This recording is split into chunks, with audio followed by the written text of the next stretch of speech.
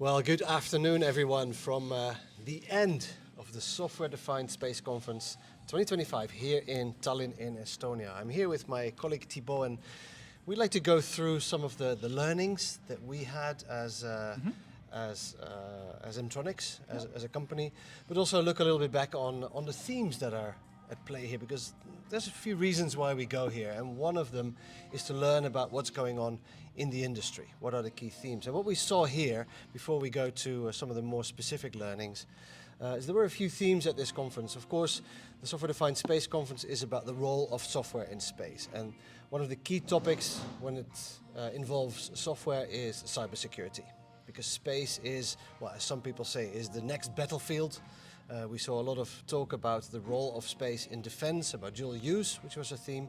But of course, cybersecurity is another key theme, and we've seen lots of cyber attacks. We now know, thanks to Clémence, that there have been 1,115 cyber attacks to space infrastructure, with all the caveats and all the, I don't know if that's true, she was very specific, between 1968 and 2025. Now, the value of that number we can debate, but the fact is that space is a target, as are many areas. So definitely, yeah. So dual use was a theme, was a trend, a theme here, and which it is in the industry, and of course cybersecurity.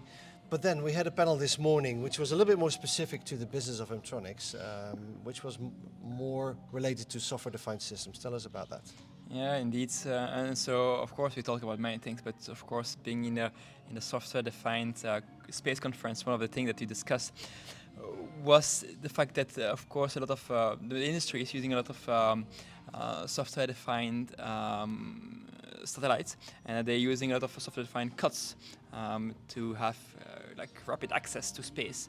Basically, you build the satellites with COTS, you launch it, and then you configure it in space. So you get a lot of flexibility and a lot of speed to space.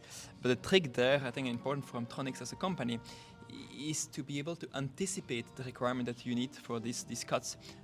And I think it's crucial for EmTroniX to really be able to anticipate the needs. For example, AI, which is an obvious one, of course. So we talk about that, of course. We also talk about cybersecurity. And of course, one of the conclusions in the panel is to agree that cybersecurity end-to-end is a mixed responsibility from the COTS manufacturer, like EmTroniX. COTS being commercial off-the-shelf components. Oh yes, thank you. Well, let's make sure that we don't speak too much in acronyms. Indeed, commercial off-the-shelf component. Indeed, you are right to mention that, Remco. And so it's a mixed responsibility between us, EmTroniX, as this component manufacturer, and the end user, basically. Now, there was a nice discussion also ongoing about the cybersecurity tests that we could have. So, for example, if we design a component, we have TVAC, we have shocks, vibration, and all this stuff. And it could be interesting to also have the cybersecurity test, also part of that, of the qualification test. And that would be very interesting to be able to tell, okay, our component is secure, you can use it to some point. And so that was something which we just discussed, which I thought very nice. One way to do it would be to discuss with our national security agency to be able to have an audit and so forth. That's one option. But the other option that we discuss as well with our partners and our panel partners, Spaceit, would be to use their crypto range. They have a kind of soft environment and virtual environment. Cyber range, I think you mean. Cyber range, you're right. It's the end of this conference. It was a very hard conference. We're all tired, but indeed, Remco is here very sharp, as always, to help me. Indeed, Cyber Range.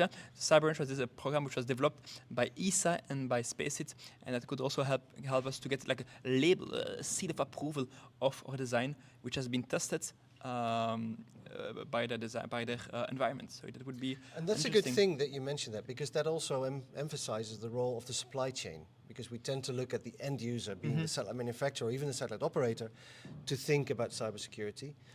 But of course that trickles down in the supply chain from the smallest components manufacturers. There was a discussion on stage after we had our panel about where do you source your components from? Where do you source your capacitors,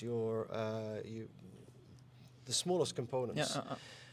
up to subsystem manufacturers like ourselves, up to the satellite integrator, up to the operator. So who is responsible? Well, ultimately, we're all responsible, as you correctly said. Indeed.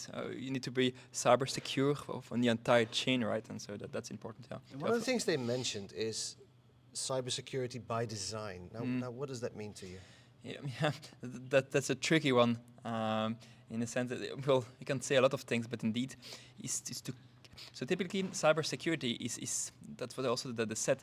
That's something that you put at the end, and you say, okay, we make a design, a nice design, and if we have some resource, like for example, resource or FPGA, okay, we'll think about to have some crypto or encryption of all the data. The idea of security by design is to, from the start, have dedicated resources and dedicated work package to really think about this cyber security and think about it at the different level of the consumption of the satellite, of the components, or whatever. And that's difficult because, okay, you need to have the right level of resource and you need to be able to sell it.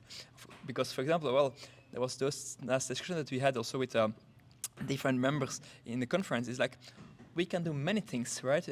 But at some point, at what point is it still economical?